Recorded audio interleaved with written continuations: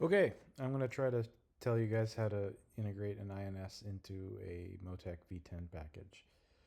The quick simple thing to understand about this is that the INS makes lots of really good data, but right now only a subset of that data is supported in M1.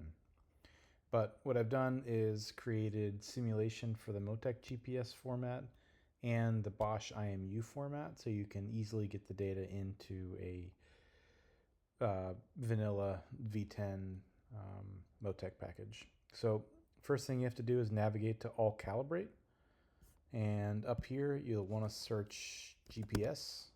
For reference, I'm in the master ECU for the V10 package. You'll see here is that GPS interface is not in use. You'll select for GPS interface, you'll select CAN bus 1 decode, and you'll notice that the CAN ID base is already automatically populated to hex 680. That's the correct one for this. So what the INS does is basically simulates all this data that you would normally get from a dash or another GPS. And so it should automatically populate all the data that you want in here. So position, speed, heading, etc. So that's one thing. The second thing you'll want to do is look for the IMU. Now, the INS will produce body acceleration and angular velocity, and what that means basically is that the INS will produce acceleration measurements with the gravity removed, so that if the car is pitched up, you'll still see the acceleration of the chassis. You won't see any impact of gravity.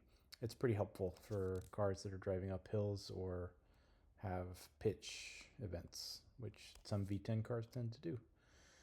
So now the GPS is done. All you have to do is make sure the sensor is on bus 1, and if it's plugged in to the car, data should appear here.